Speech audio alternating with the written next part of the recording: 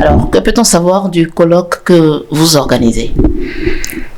RAD ONG organise cette semaine, donc à partir du jeudi, la deuxième édition du colloque national sur l'environnement. Le colloque va porter sur la responsabilité des entreprises, qu'elles soient privées ou publiques, dans la protection de l'environnement et par ricochet dans la lutte contre le changement climatique au Bénin. Quels résultats attendez-vous? D'abord, l'objectif de ce colloque, c'est de regrouper des chercheurs, des enseignants-chercheurs de l'université, des étudiants, des responsables d'entreprises, des professionnels de l'environnement pour réfléchir ensemble sur comment l'entreprise, en tant qu'un acteur social, peut contribuer de par ses activités qui sont d'abord censées impacter négativement l'environnement. Donc, comment ces différentes structures peuvent contribuer du mieux qu'elles peuvent à la protection de notre cadre de vie, de l'environnement, pour éviter que des catastrophes écologiques viennent perturber notre milieu de vie. Donc, c'est d'abord l'objectif, et réfléchir ensemble pour faire prendre conscience aux uns et aux autres que les actions menées peuvent affecter, comme je le disais tantôt, notre environnement, et peut l'affecter pour l'avenir, peut l'affecter pour les générations prochaines. Et la question aussi qu'on se pose, c'est quel est l'héritage que nous pouvons laisser aux générations futures, à nos enfants du futur? Est-ce que c'est un environnement qui est dégradé, qui ne puisse pas leur procurer le bien-être social dont ils ont besoin? Donc, les résultats que nous voulons, nous escomptons à la fin de ce colloque, c'est cette prise de conscience générale et une prise de décision des entrepreneurs, des chercheurs universitaires regroupés, des professionnels de l'environnement regroupés. Une réflexion collective soit menée pour que chacun puisse réviser sa manière de fonctionner et introduire la démarche de ce que nous appelons la responsabilité sociale et environnementale de l'entreprise dans leur politique de gouvernance, dans leur système de gestion, pour que l'environnement soit préservé pour aujourd'hui et pour demain. Alors, quelle est la pertinence de cette action que mène RAD ONG lorsque je parle du fait que ces plateformes d'échange et de réflexion sont quand même légion? Du coup, qu'est-ce que vous apportez de plus en tant que contribution au débat? La particularité de RAD ONG ici, c'est une réflexion originale, en ce sens que c'est une réponse scientifique que nous voulons apporter aux problèmes qui affectent notre environnement. Donc, d'abord, l'ONG est spécialisée dans la recherche, l'éducation et la formation à l'environnement. Donc, ces chercheurs réunis vont apporter une solution scientifique aux différents problèmes. Donc, d'abord, nous allons parler de plusieurs actions. Et il y a 4 panels qui seront développés, et le premier panel va parler même du concept de la responsabilité sociale et environnementale des entreprises, les enjeux, les évolutions et les perspectives. Et le second panel portera sur les dommages et préjudices écologiques et quelle est la responsabilité juridique des entreprises dans la protection de l'environnement, quelle est la responsabilité de l'État, des entreprises dans la prévention, la réparation et le préjudice écologique. Donc, ça fait différentes thématiques qui seront abordées.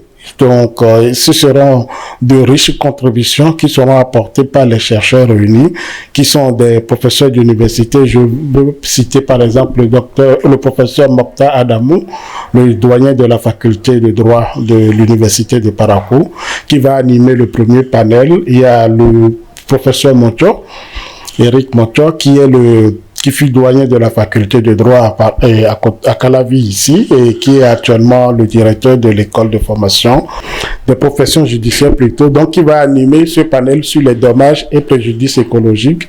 Et le panel 3 sera animé par le professeur Rosaline Ngourou Ndekon, qui est la directrice de l'UNEAM actuellement.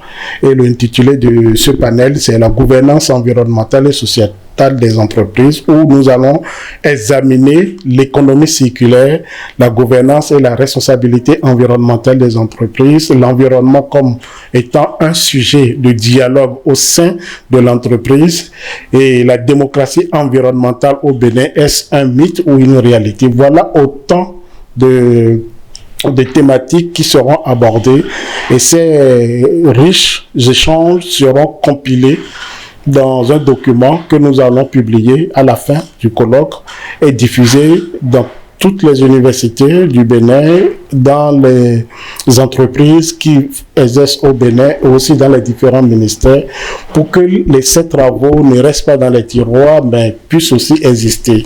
Nous voulons aussi les publier parce que c'est des travaux que nous pouvons laisser aussi aux générations à venir qui pourront s'en inspirer pour mieux gérer les entreprises, pour mieux organiser leurs activités de sorte que ces activités n'affectent pas dangereusement l'environnement pour occasionner des catastrophes écologiques après. Si vous permettez, je parlerai du dernier panel qui porte sur les mesures de réduction des émissions de gaz à effet de serre qui sera animé par le professeur Martin Aïna qui est le directeur général de l'environnement et du climat actuel. Dites-moi, quel impact direct aura ce colloque sur la vie du citoyen lambda? Une prise de conscience que l'environnement dans lequel il vit est à protéger. Parce que lorsque nous déversons par exemple les eaux usées dans la rue ou jetons de l'eau sale dans la rue, nous ignorons quel est l'impact de ce geste sur la vie, la santé humaine, la santé des écosystèmes, des processus écologiques. Parce que cette eau sale peut non seulement affecter le sol, le sous-sol, les ressources du sous-sol, qui peuvent affecter aussi les différents êtres vivants dans l'écosystème, et ça peut aussi détruire l'environnement sain dans lequel l'homme est censé vivre. Nous avons la santé humaine, les maladies diarrhéiques, nous avons des maladies infectieuses et le Covid est d'origine aussi environnementale. Donc, dès que les écosystèmes ne sont pas respectés et que les corridors écologiques sont perturbés dans leur fonctionnement normal, cela crée des risques et des fléaux sociaux que nous voyons aujourd'hui.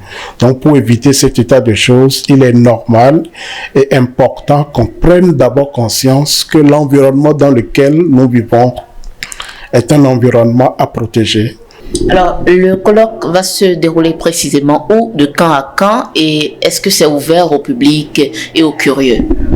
Ok, bon, le colloque va se dérouler à l'Infosec, à la salle Colline. C'est du jeudi au vendredi, donc le 29 et le 30 juillet prochain, à partir de 9h pour la journée de jeudi et à partir de 8h pour la journée du vendredi. Vous n'avez pas répondu à la question selon laquelle est-ce que le colloque est ouvert aux curieux?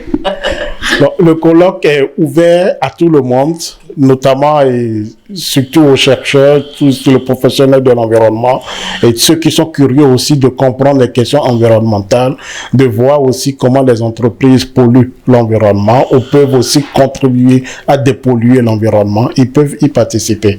Mais ça se fait sur inscription. Donc, nous avons... Sur quelle plateforme? C'est sur le site de RADONG, donc c'est www.radong.org. Donc, il suffit de taper colloque, on peut s'inscrire, comme on peut aussi appeler directement pour s'inscrire, donc au 97, 85, 96, 96. Alors, lorsqu'on ne s'inscrit pas, on ne peut pas entrer dans la salle, c'est ça? D'abord, avec les restrictions sanitaires en cours, le nombre de places est très limité. Donc, il nous reste juste une dizaine de places à combler. Donc, ceux qui pourront venir au colloque le jeudi matin et donc se pourront être servis. Mais dès que le nombre de places que la salle peut contenir sera atteint, on va fermer les inscriptions. Un appel à lancer? Oui, je voudrais inviter tous les amoureux de l'environnement, tous ceux qui aspirent à un environnement sain, à une vie dans un cadre décent, sans pollution, sans nuisance, à venir participer à ce colloque qui apportera de nouvelles perspectives et qui pourra aussi inciter les uns les autres à agir. Parce que ce qui nous manque le plus, c'est l'action. Nous réfléchissons beaucoup, mais nous agissons peu. Mais il est temps de passer à l'action pour préserver notre environnement, qui est le seul héritage que nous avons et que nous pouvons léguer aux générations à venir.